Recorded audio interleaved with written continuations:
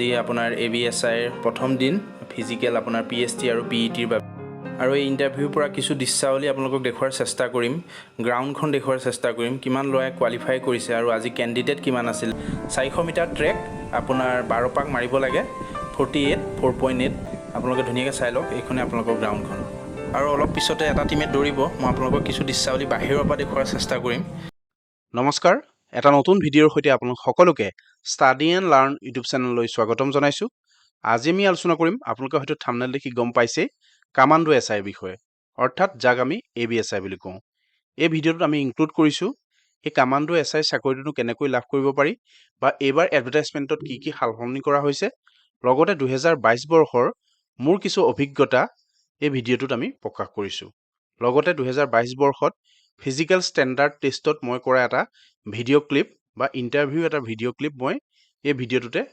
সংলগ্ন কৰিছোঁ আপোনালোকে প্ৰথমৰ পৰা শেষলৈকে ভিডিঅ'টো চাব যিসকল ছাত্ৰ-ছাত্ৰীয়ে বা যিসকল কেণ্ডিডেটে ABSIত চাকৰি ল'ম বুলি ভাবি আছে সেইসকলৰ বাবে খুব এটা গুৰুত্বপূৰ্ণ ভিডিঅ' হ'বলৈ গৈ আছে আপোনালোকে প্ৰথমৰ পৰা শেষলৈকে ভিডিঅ'টো চাব আৰু স্কিপ নকৰিব তেন্তে পলম নকৰি আজি আমাৰ ভিডিঅ'টো আৰম্ভ কৰোঁ আহক ফাৰ্ষ্ট আমি চাই ল'ম অসম পুলিচৰ যি ABSI পদসমূহ আছিল সেই পদসমূহ 2021 চনত পোনপ্ৰথমবাৰৰ বাবে অসমত মুকলি কৰি দিয়া হৈছিল আৰু তাতে পোষ্ট আছিল 320টা এই 320টা পোষ্টৰ এগেইনষ্টত ৰিটেন এক্সাম অনুষ্ঠিত কৰা হৈছিল 2022 চনত আৰু 2022 চনতে এই পোষ্টসমূহৰ ৰিজাল্ট ঘোষণা কৰা হৈছিল এতিয়া আমি চাই ল'ম যে 2023 বৰ্ষতনো কিমান পোষ্ট ওলাইছিল যিসকলে এই পোষ্টত এপ্লাই কৰি থৈছে তেখেতসকলে জানে যে 2023 বৰ্ষত ABSIৰ ক্ষেত্ৰত 51টা পোষ্ট ওলাইছিল এতিয়া আমি চাই ল'ম কেটেগৰী ৱাইজতনো কিমানকে ডিভাইড কৰা হৈছে আনৰিজাৰ্ভৰ ক্ষেত্ৰত আছিল 24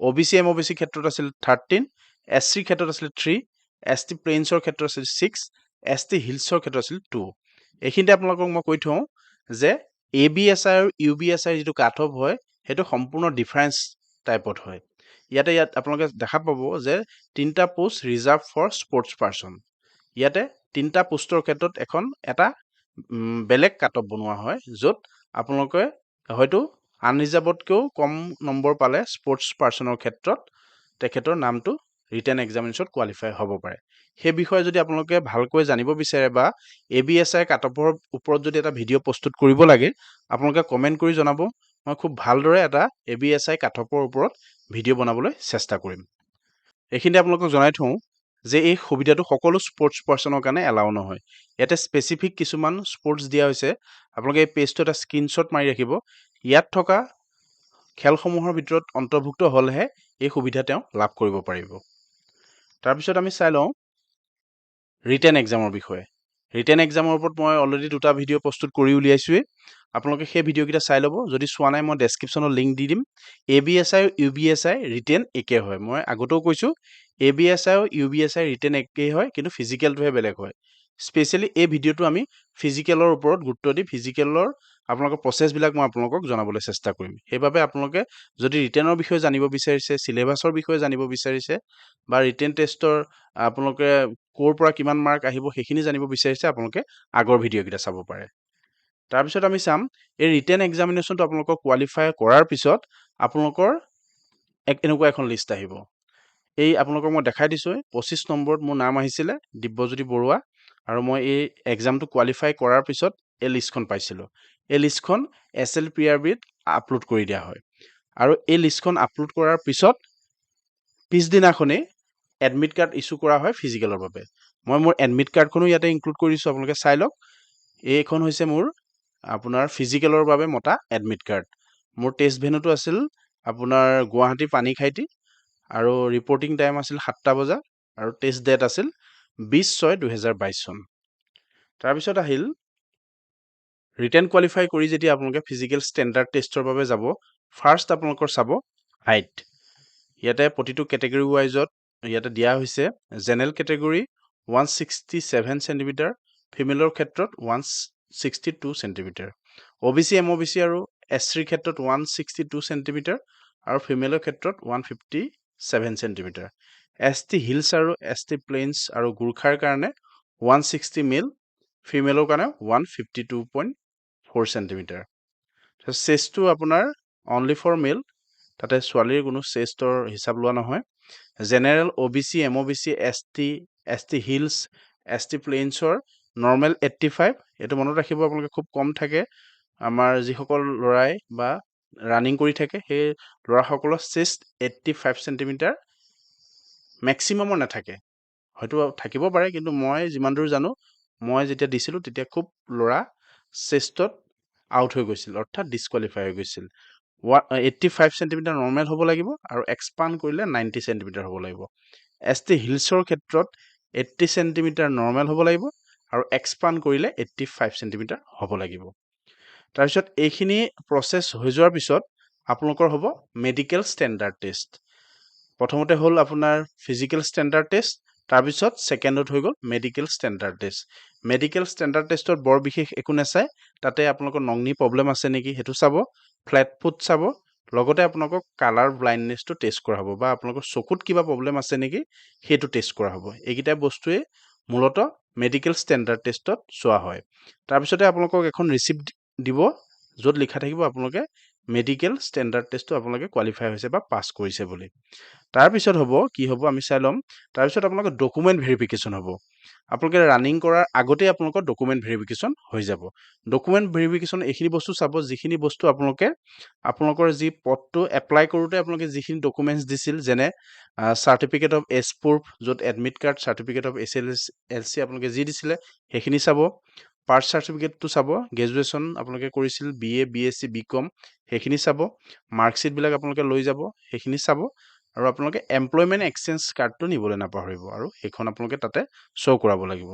আৰু স্পৰ্টছ পাৰ্চনৰ কাৰণে চাৰ্টিফিকেটখন আপোনালোকে যিহেতু এপ্লাই যোনে কৰিছে গম পাইছে, সেই চাৰ্টিফিকেটখন আপোনালোকে লগত লৈ যাব। তাৰপিছত ডকুমেণ্ট ভেৰিফিকেশ্যন হৈ যোৱাৰ পিছত মেইন বস্তু আহি গ'ল physical standard test. Physical standard test ল'ৰা আৰু ছোৱালীৰ বাবে সম্পূৰ্ণ ডিফাৰেঞ্চ। ABSI আৰু UBSIটো ডিফাৰেঞ্চ হয়েই, আৰু ল'ৰা আৰু ছোৱালীৰ ক্ষেত্ৰতো ইয়াতে ডিফাৰেঞ্চ আছে। আপোনালোকে চাই ল'ব, ফিজিকেল ইফিচিয়েঞ্চি টেষ্ট অৰ্থাৎ PET, PETত ল'ৰাৰ 80 মাৰ্কছ আৰু ছোৱালীৰ 60 মাৰ্কছ। মনত ৰাখিব, ফিজিকেল ইফিচিয়েঞ্চি টেষ্টত ল'ৰাৰ থাকিব 80 মাৰ্কছ আৰু ছোৱালীৰ ক্ষেত্ৰত থাকিব 60 মাৰ্কছ। কেনেকেনো 80 আৰু 60 সেইখিনি আমি অকণমান চাই ল'ম, আপোনালোকে চাব। প্ৰথমতে আহি গ'ল মেল কেণ্ডিডেট ৰেচ। 4.8 কিলোমিটাৰ ৰেচ হয়, খুব চেলেঞ্জিং ৰেচ এটা, আৰু ইয়াতে 20 মাৰ্কছ থাকিব। মনত ৰাখিব আপোনালোকে, ফাৰ্ষ্ট থাকিব ৰেচত 20 মাৰ্কছ, 4.8 কিলোমিটাৰ ৰেচ মেল কেণ্ডিডেটৰ বাবে। তাৰপিছত আহি গ'ল long jump, 365 centimetre for long jump, 3টা চান্স আপোনালোকক দিয়া হ'ব। আৰু আপোনালোকে যদি হাইষ্ট কোৱালিফাই কৰিব পাৰে তাতে আপোনাৰ 20 মাৰ্কছ আছে। তাৰপিছত আহি গ'ল চিন আপ, তাৰপিছত আহি গ'ল 100 মিটাৰ ৰেচ। এই 4টা হৈছে মেল কেণ্ডিডেটৰ ইভেণ্ট। তাৰপিছত আমি চাই ল'ম ইয়াত কেনেকৈ মাৰ্কটো আপোনালোকক দিয়া হ'ব। ৰানিঙত আপোনালোকক অলৰেডি ক'লোঁ 20 মাৰ্কছ আপোনালোকৰ আছে। 16 মিনিটৰ আগত সোমাব পাৰে বা 16 মিনিটত সোমাব পাৰে 4.8 কিলোমিটাৰ ৰেচ, তেতিয়া আপোনালোকে 20 মাৰ্কছ পাব। ঠিক তেনেদৰে ইয়াতে দি দিয়া হৈছে আপোনালোকে যদি কিমান মিনিটত সোমালে কিমান মাৰ্ক পাব পাৰে। আপোনালোকে যদি 20 মিনিট পাৰ কৰি দিয়ে 4.8 কিলোমিটাৰ ৰেচৰ ক্ষেত্ৰত, তেতিয়া আপোনালোক ডিছকুৱালিফাই হৈ যাব। তাৰপিছত চাম আমি 100 metre race. 100 metre race already ক'লোৱে মই আপোনালোকে। 15 ছেকেণ্ড আপোনালোকৰ টাইম আছে, 15 ছেকেণ্ডৰ ভিতৰত আপোনালোকে কোৱালিফাই কৰিব লাগিব। আৰু আপোনালোকে যদি 20 মাৰ্কছ ল'বলৈ মন আছে তেন্তে 10 ছেকেণ্ডৰ আগত আপোনাৰ 100 মিটাৰ ৰেচটো আপোনালোকে কমপ্লিট কৰিব লাগিব, তেতিয়া আপোনালোকে 20 মাৰ্ক লাভ কৰিবলৈ সক্ষম হ'ব। তাৰপিছত আমি চাম লং জাম্প মেলৰ ক্ষেত্ৰত। 3টা চান্স পাব আপোনালোকে। 530 চেণ্টিমিটাৰ যদি আপোনালোকে জাম্প মাৰিব পাৰে তেতিয়া আপোনালোকে 20 মাৰ্কছ লাভ কৰিবলৈ সক্ষম হ'ব। তাৰপিছত জাম্পৰ পিছত এটা নতুন ইভেণ্ট আছে, আপোনালোকে চাই ল'ব, সেইটো হৈছে চিন আপ। চিন আপ মানে কি হয়তো আপোনালোকে সকলোৱে গম পাইছে। আপোনালোকে 14 অৰ্থাৎ 14 বাৰ যদি চিন আপ মাৰিব পাৰে আপোনালোকে 20 মাৰ্কছ লাভ কৰিবলৈ সক্ষম হ'ব। আৰু তেনেকৈ আপোনালোকে 10 মাৰ্ক পাবলৈ হয় তেতিয়া 4 বাৰ চিন আপ মাৰিব লাগিব, আৰু 5 বাৰ চিন আপ মাৰিলে 11 মাৰ্কছ, 6 বাৰ চিন আপ মাৰিলে 12 মাৰ্কছ। তেনেকৈ আপোনালোকে ইয়াতে মাৰ্কসমূহ ইনক্লুড কৰা হৈছে। আপোনালোকে যদি ডিটেইলছত চাব বিচাৰিছে এটা স্ক্ৰীনশ্বট লৈ পেলাই আপোনালোকে ডিটেইলছত চাব পাৰিব। 4টা ইভেণ্ট কি কি ল'ৰাৰ ক্ষেত্ৰত, প্ৰথম হৈ গ'ল ৰেচ, তাৰপিছত আহি গ'ল লং জাম্প, তাৰপিছত আহি গ'ল 100 মিটাৰ ৰেচ, তাৰপিছত আহি গ'ল চিন আপ। এই 4টা ইভেণ্টৰ ভিতৰত আপোনালোকৰ 80 মাৰ্কছ, প্ৰতিটো ইভেণ্টত 20 মাৰ্কছকৈ থাকিব আৰু আপোনালোকৰ অভাৰঅল গোটেইকেইটা মিলাই পেলাই আপোনালোকৰ 80 মাৰ্কছ মেল কেণ্ডিডেটৰ বাবে। এইবাৰ আহিছোঁ আমি ফিমেল কেণ্ডিডেটসকলৰ বিষয়ত। ফিমেল কেণ্ডিডেটসকলৰ যথেষ্ট সাল সলনি আছে মেলৰ তুলনাত যদি আমি চাওঁ। 2.8 কিলোমিটাৰ ৰেচ আছে ফিমেল কেণ্ডিডেটৰ বাবে আৰু 19 মিনিটৰ আগত আপোনালোকে এই ৰেচটো কমপ্লিট কৰিব পাৰিব লাগিব। লং জাম্প ঠিক মেল কেণ্ডিডেটৰ দৰে, ডিষ্টেঞ্চটো খালি অলপ ডিফাৰেঞ্চ আছে, 3টা চান্স পাব আৰু হাই কোৱালিফাই বা হাই ডিষ্টেঞ্চ আপোনালোকে যিটো জাম্পত কভাৰ কৰিব সেই জাম্পটোৱে আপোনালোকৰ ধৰা হ'ব বা মাৰ্কিং কৰা হ'ব। তাৰপিছত 3 নম্বৰ ইভেণ্টটো হৈছে 100 মিটাৰ ৰেচ। আপোনালোকে 18 ছেকেণ্ডৰ আগত সোমাব লাগিব, তেতিয়াহে আপোনালোকে কোৱালিফাই হ'ব। ইয়াতে চিন আপটো নাই ফিমেল কেণ্ডিডেটৰ ক্ষেত্ৰত, আপোনালোকে মনত ৰাখিব ফিমেল কেণ্ডিডেটসকলৰ বাবে চিন আপটো নাই। দৌৰত আপোনালোকে কিমান টাইমত সোমালে কিমান মাৰ্ক লাভ কৰিব, ইয়াতে লিষ্টটো মই ইনক্লুড কৰি দিছোঁ। আপোনালোকে এই পেজটো এটা স্ক্ৰীনশ্বট ৰাখি পেলাই ভালদৰে চাই ল'ব কিমান টাইমত সোমালৈকে আপোনালোকে কিমান মাৰ্ক লাভ কৰিব। তাৰপিছত আমি লং জাম্পৰ ক্ষেত্ৰত ঠিক তেনেদৰে ইয়াতে ইনক্লুড কৰি দিছোঁ। আপোনালোকে 410 ভিতৰত যদি আপোনালোকে 410 আপোনালোকে জাম্প মাৰিব পাৰে, আপোনালোকে 20 মাৰ্কছ লাভ কৰিব। এটা সহজ ইভেণ্ট যদি আমি ৰিকুৱাৰমেণ্ট প্ৰচেছটো চাওঁ, 100 মিটাৰ ৰেচটো আৰু লং জাম্পটো সহজ বুলিয়ে ক'ব লাগিব। আপোনালোকে যদি 410 চেণ্টিমিটাৰ জাম্প মাৰিব পাৰে তেন্তে 20 মাৰ্কছ লাভ কৰিবলৈ সক্ষম হ'ব।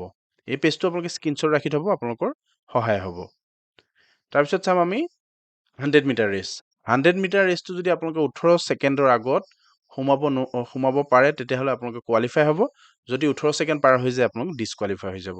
আপোনালোকে চাব আপোনালোকে 10 ছেকেণ্ড বা 10 ছেকেণ্ডৰ আগত সোমাবলৈ ট্ৰাই কৰিব, তেতিয়া আপোনালোকে 20 to 20 মাৰ্ক লাভ কৰিবলৈ এই ইভেণ্টটোত সক্ষম হ'ব। এই ইভেণ্টকেইটা আপোনালোকে কমপ্লিট কৰাৰ পিছত আপোনালোকৰ PET ইমানতে সমাপ্ত হ'ল। তাৰপিছত আহি গ'ল ফাইনেল ৰিজাল্ট। ফাইনেল ৰিজাল্টটো কেনেকৈ বনিব আপোনালোকক মই দেখাবলৈ চেষ্টা কৰিছোঁ। ইয়াতে দেখাই থোৱা হৈছে যে 4 মেল কেণ্ডিডেট। প্ৰথম আহি গ'ল ৰিটেন এক্সামিনেশ্যন, তাত 100 মাৰ্কছ থাকিব, আপোনালোকে অলৰেডি গম পালে।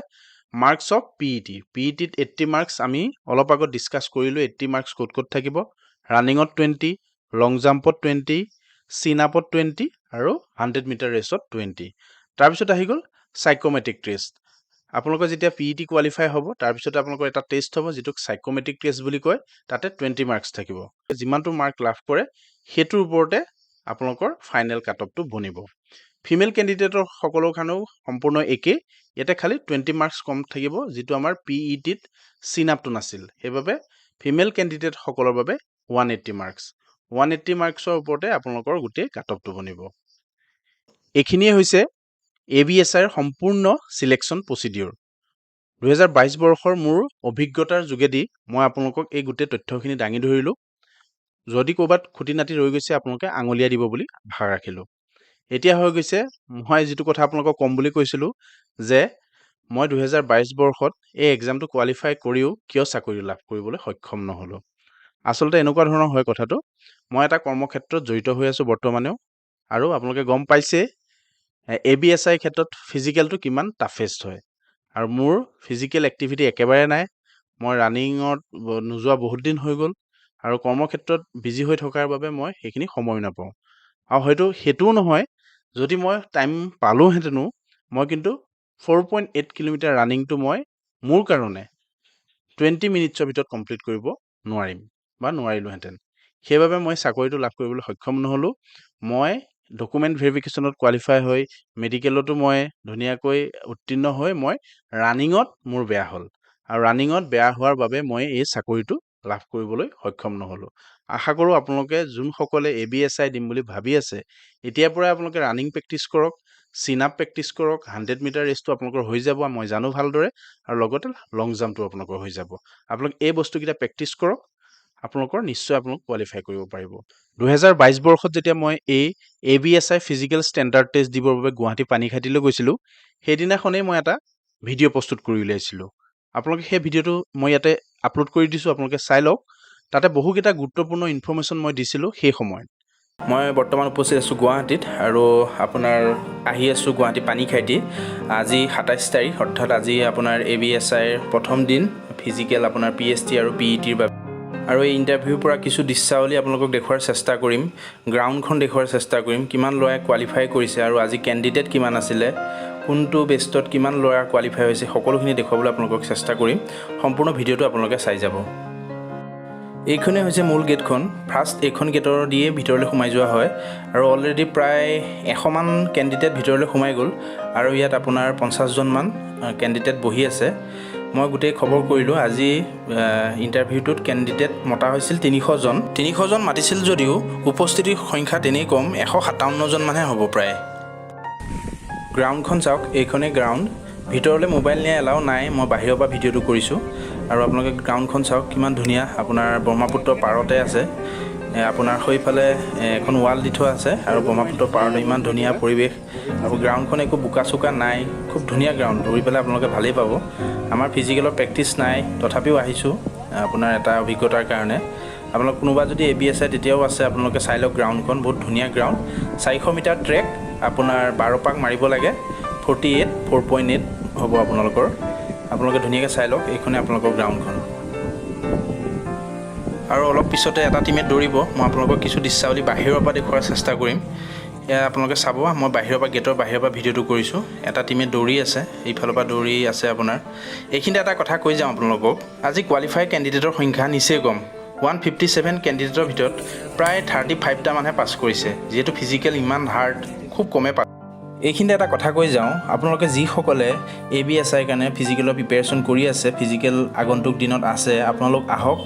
খুব ধুনীয়া পৰিৱেশত ফিজিকেলটো পতা হৈছে। ব্ৰহ্মপুত্ৰৰ ঠিক গাতে লাগি আছে ফিল্ডখন। পৰিৱেশটো খুব ধুনীয়া, ঠাণ্ডা ঠাণ্ডা হাৱা মাৰি থাকে। আপোনালোক আহক। আপোনালোক সকলোকে মোৰ ফালৰ পৰা অশেষ শুভেচ্ছা থাকিল। ধন্যবাদ।